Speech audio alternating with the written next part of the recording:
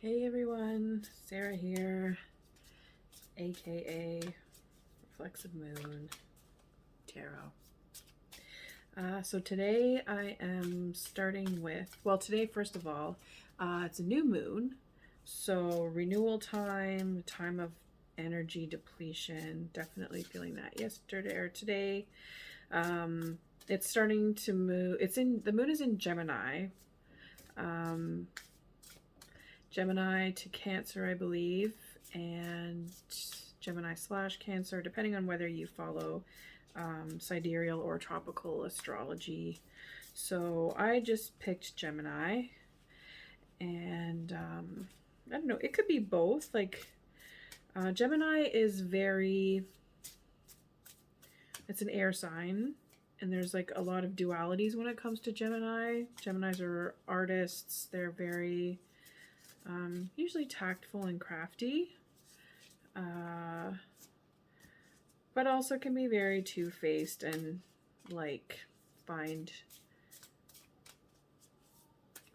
I guess, gossip or discussion of other people entertaining. Not really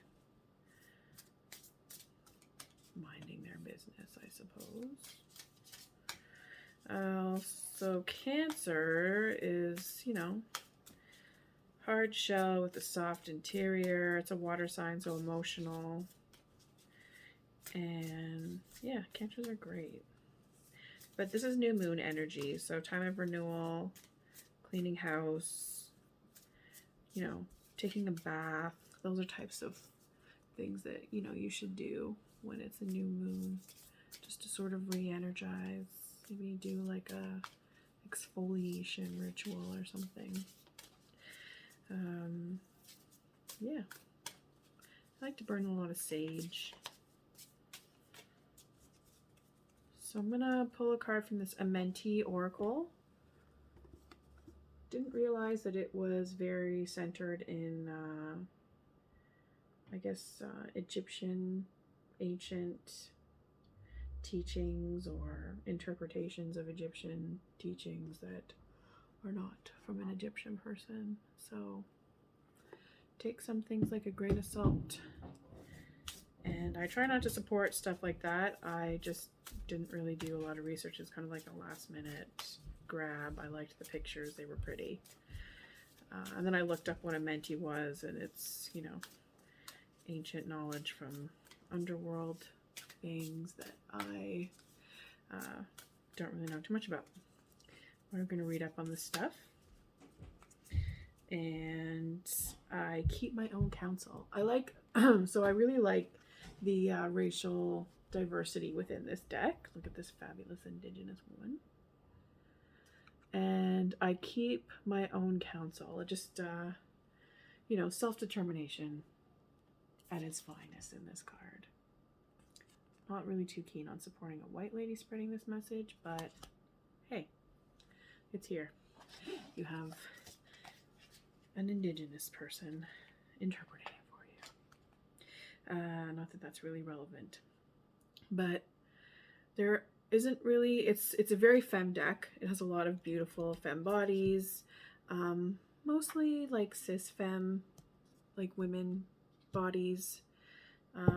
Not really a whole lot of diversity of bodies. Like they're mostly slim,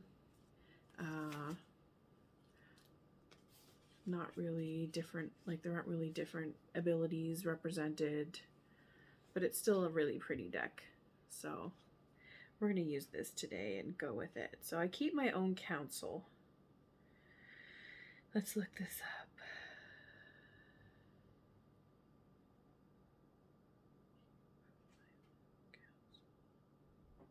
The cards are not numbered, but at least there is a table of contents in the beginning.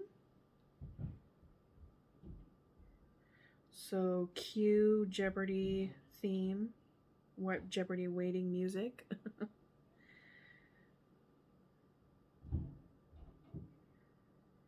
Do do do do do do do do do do do.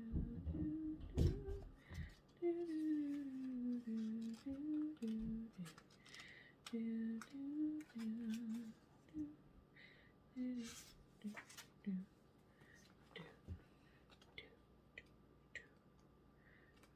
I get it. It's not the card. All right, perfect.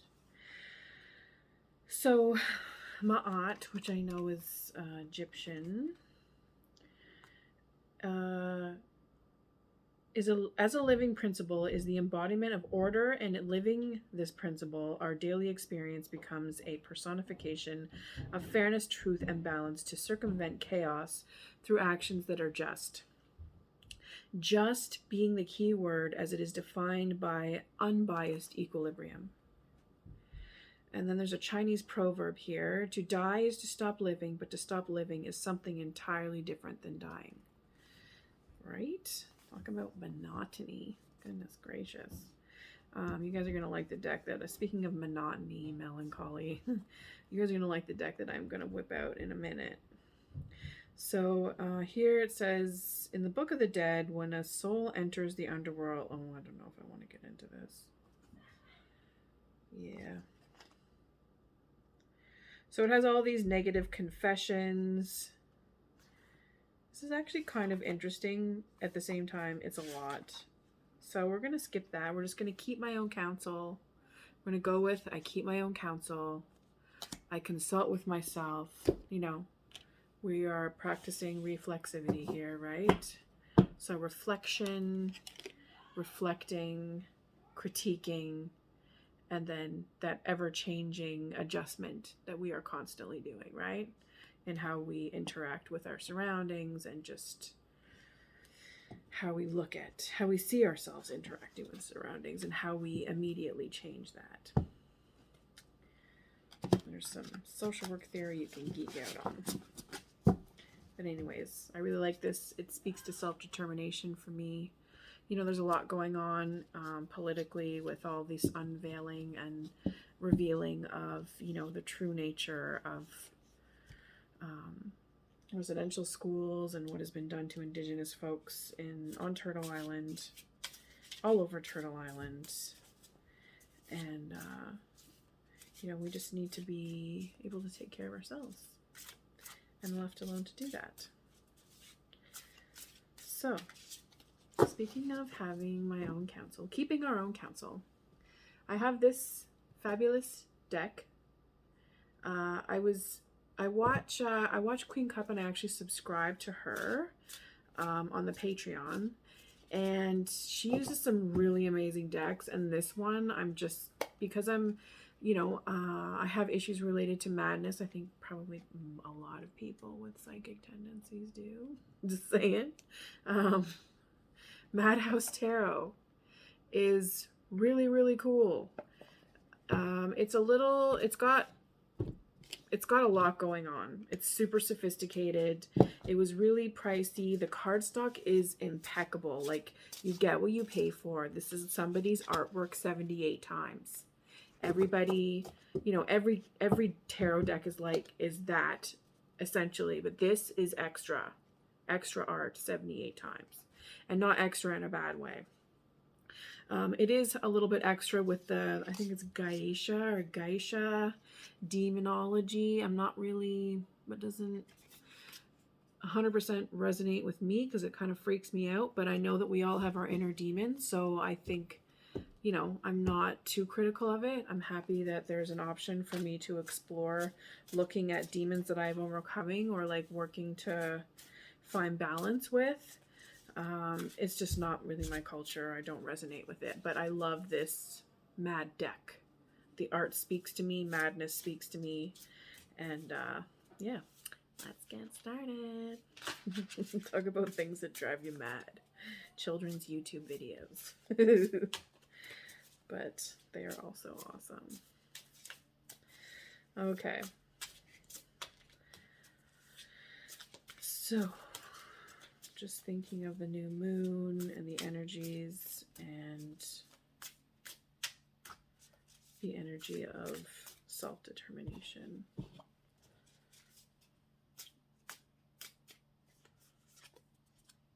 Okay, so 3 of Cups. I pulled it reversed. But I'll let you have a look at it.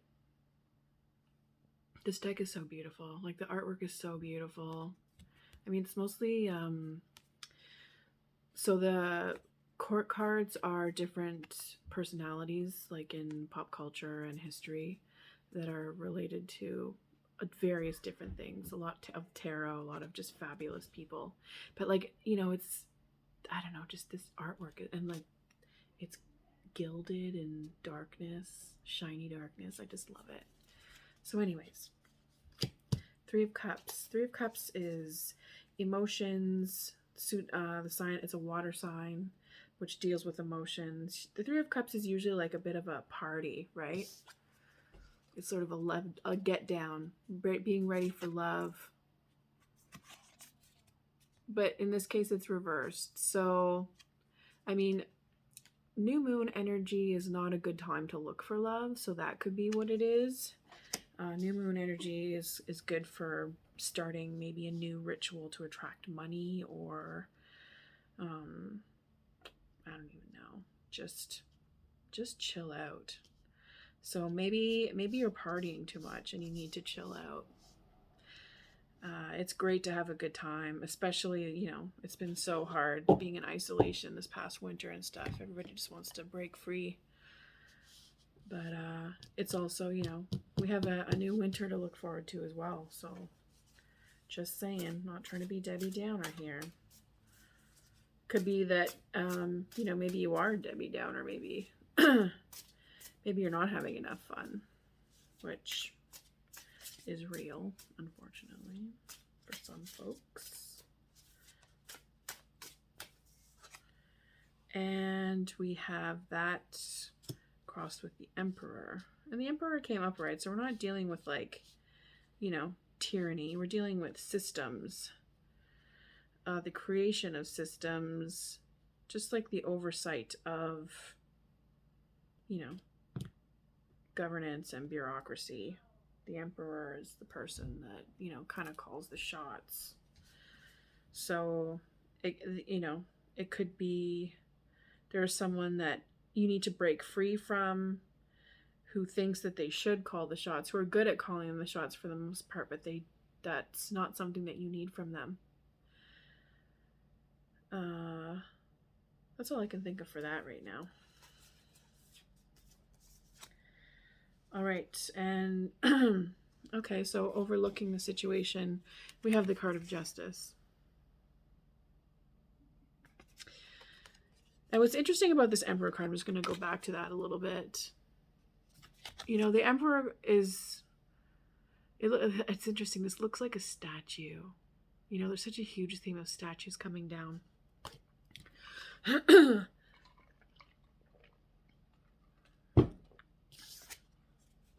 So maybe it doesn't really matter that this card was upright. Maybe this just speaks to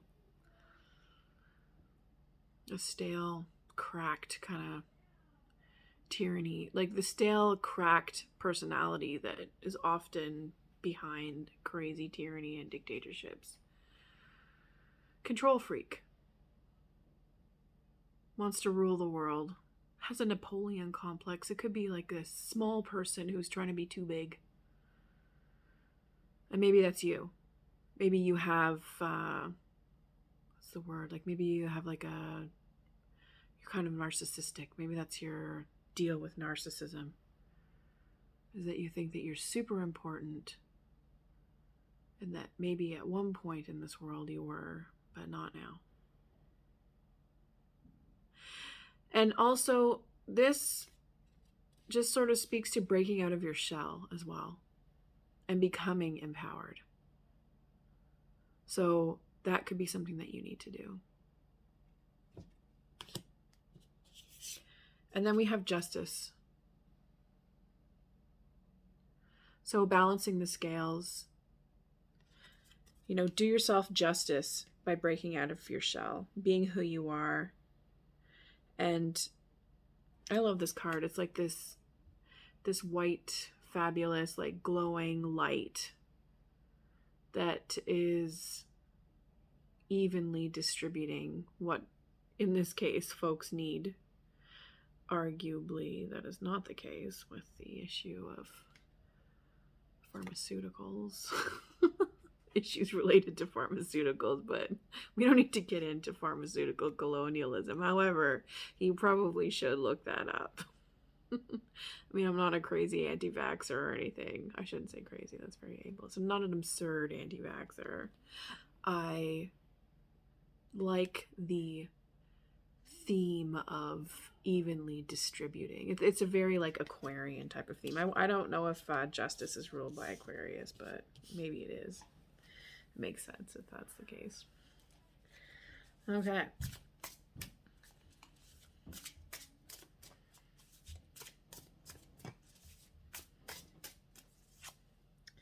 And then beneath it all, we have the Hermit. So subconsciously, you are retreating. And maybe that's what you need to do. Like, in order to break out of your shell, you need to retreat. Which is, you know, that is a great defensive tactic. At times you need to pull back. If you want to make sure, if you want to maintain your inventory of what it is that you have that is supporting you, you need to make sure everything is being taken care of. So, yeah, this hermit is like the keeper of some ancient knowledge. Like, you have that within you. You have ancient knowledge within you. And you can light your own way.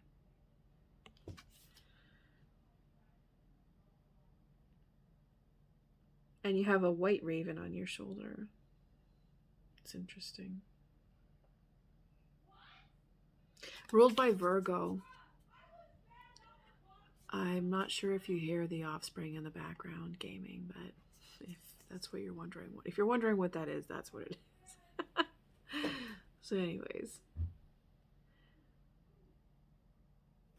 the Hermit is the keeper of ancient wisdom. And I believe it's within everybody, within everyone, to tap into that energy. You know, like blood memory. And, you know, some of us, we have some very powerful blood memory that is linked with trauma and survival. And then others have blood memory that is really violent towards others. But there is universal ancient wisdom, you know, that have to do with love. As you can see here, we're celebrating, you know, love. Zagidwin. Zagidin, different dialects of language, all has love, right?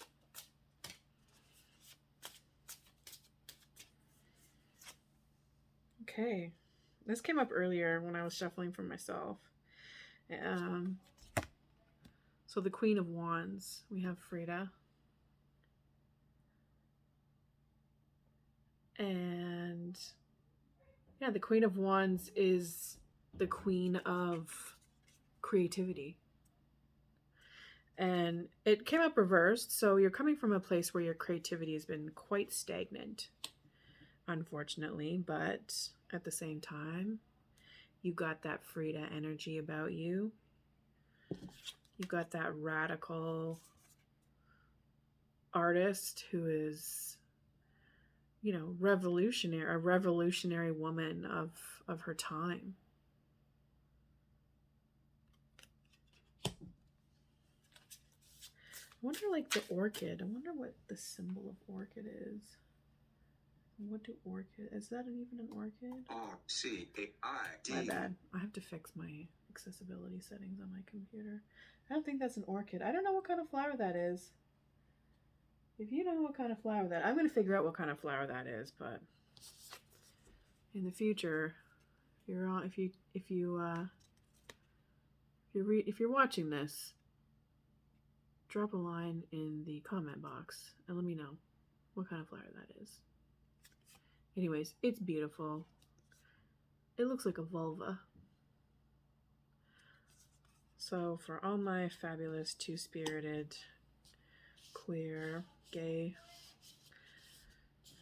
women out there. Hey.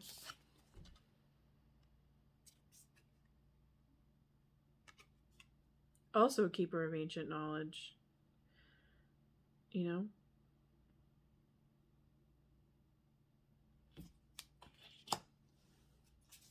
So coming from a place of stagnant creative energy,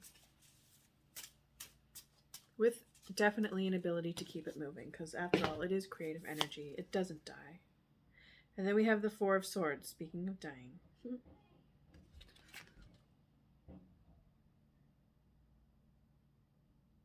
It's just sleeping, right?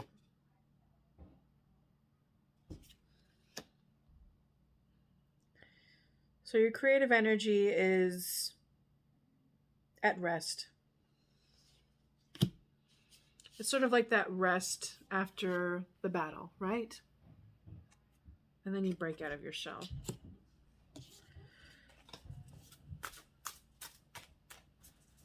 And that's so true to so many folks. Like, I mean, let's face it, quarantine. Sorry, I just dropped cards here 1 second. Quarantine has been really debilitating for a lot of people. And a lot of people were able to, you know, stay on top of things and keep their creative energy flowing despite all of the havoc happening in the world. The Three of Coins. So developing your craft and collaborating.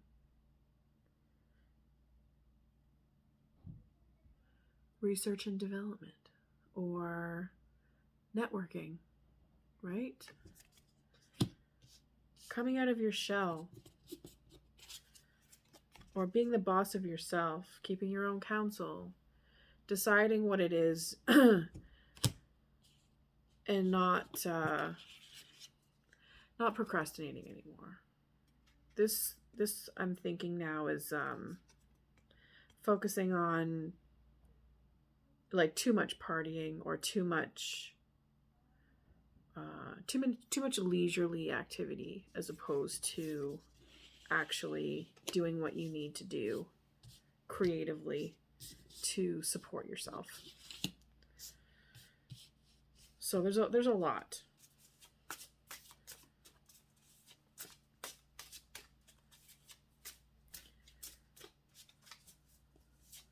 And not, I mean, that could also be you're not getting enough social interaction, right? Because this is the card of social interaction. And if, you know, we're in this sort of stale place of, like I want to say circumspection, but I don't think that's right. It's just sort of a stalemate place where we're trying to recoup from what's happened. But your attitude is good. Your attitude is good that you want to get the ball rolling. Do that networking. Develop your craft.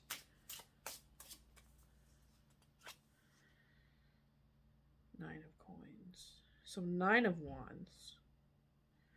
Or sorry, Nine of Pentacles.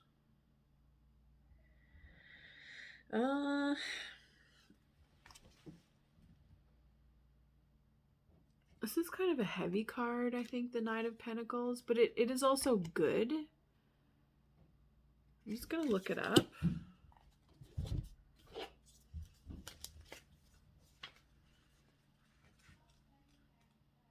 Because the nines are, you know, just sort of the stage before completion. And in some suits, it's more of a heavy point before completion versus, you know, like a place where you kind of want to stay instead of actually completing. So let's just find it. Okay.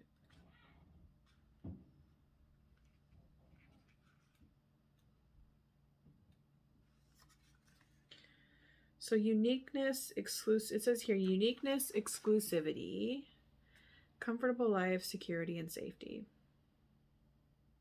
So in business, it speaks to prosperity. In finance, it speaks to big savings. In your mental state, it speaks to individualism, narcissism, arrogance, disconnection from reality, and social phobia. Goodness. I unfortunately can relate to a few of those. So yeah, your attitude towards this, I don't know, this is sort of like how others see you. Oh shit. It's really none of their business now, is it? They want to see you as a social phobe. Like, maybe you are.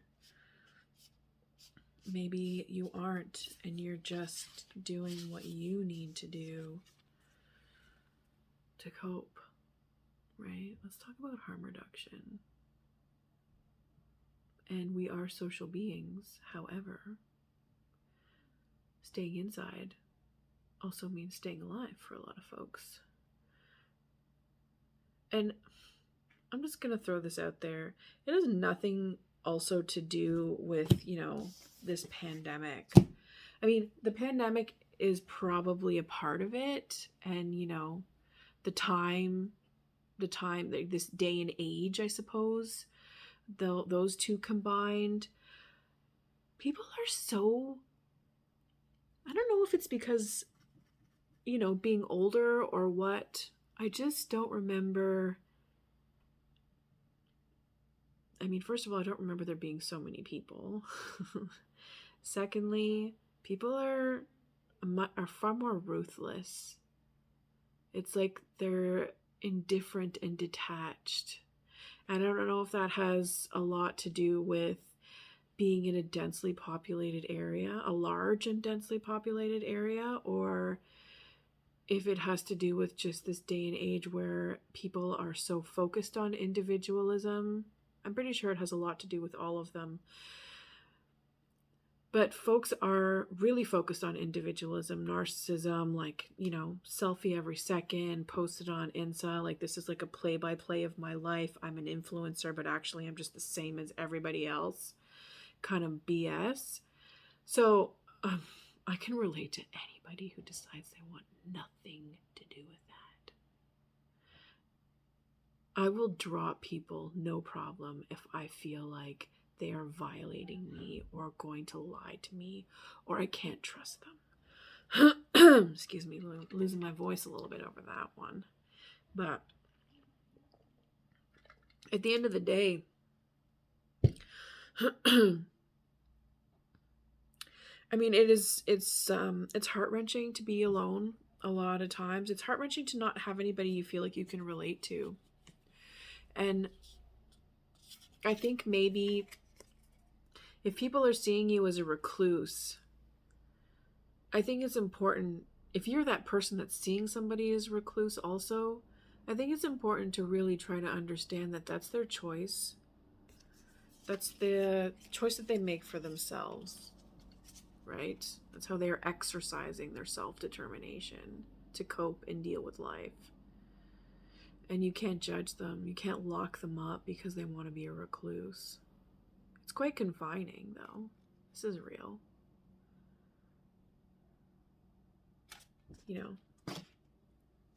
Maybe folks are seeing you as being stuck in this position and not being able to move, but who's to say how long you are or are not supposed to be in this position until you get over what it is whatever process you're going through. So stay true to whatever it is that you need. But at some point, it's a good idea to want to venture out and participate, get some of that energy that the world has to offer. Develop your filter to sift through what it is that you need and throw out what it is that you don't need.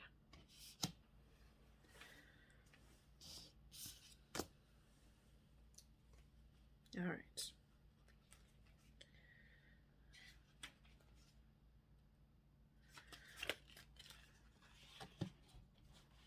I mean, it's essential, especially with this, networking, teamwork, developing your craft. You're going to need to stop being a recluse in order to do that. good luck, whatever situation you're in. I really hope that, you know, the folks that you have in your life are, you know, are supportive in that way and aren't just going to take advantage. One second, I dropped a couple here. So, for hopes and fears, 2 cards came out. So we've got the 6 of Swords, which is kind of like, I don't know, to me this looks like some exposure. With the 6 of Swords and also the 4 of Wands. So this looks like hope and fear. The 4 of Wands is like a celebration, culture, family, how you celebrate.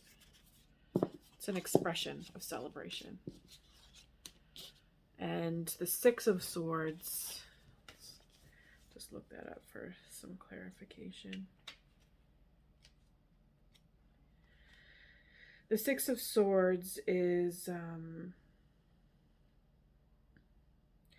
a stream of thoughts, harmonization of acute states, calming of feelings. Where can a madman in the madhouse hide from the annoying attention of orderlies and nurses, the endless muttering of his fellows in misery? In the bathroom, probably. I love that.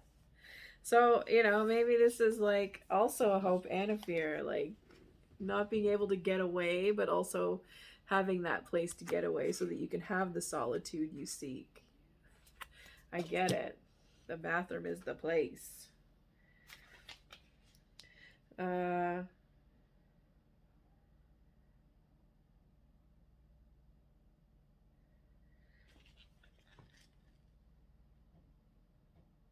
So changing attitudes for the better.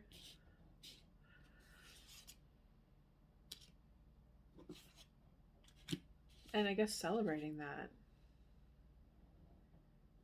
Positive tendencies in the development of events. This is interesting. Like, this card seems quite positive despite being a sword.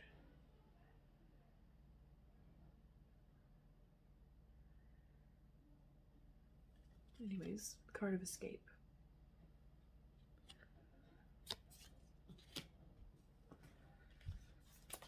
Okay.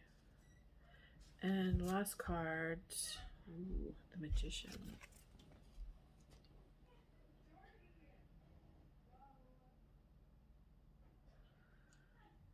This is a really great Magician card. The Manipulator, or the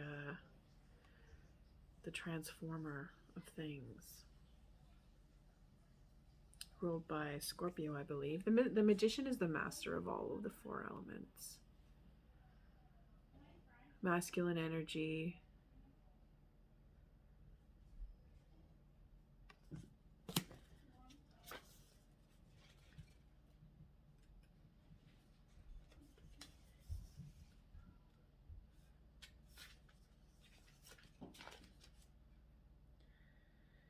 The Magician is witty, smart, like has a highly developed intelligence, is crafty.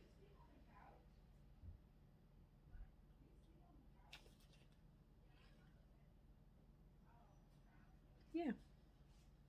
So going beyond yourself, overcoming the borders of your individuality.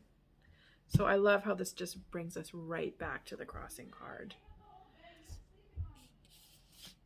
Oh my goodness, these children. There we go. And with that, I am going to say see you later. I hope you all have a great week, great weekend. Happy Friday. And we'll see you all again soon. Oh, and don't forget to catch me on Twitch if you are a Twitch follower. I'm Reflexive Moon over there. And please like and subscribe. Also, I'm on Insta. Okay, bye.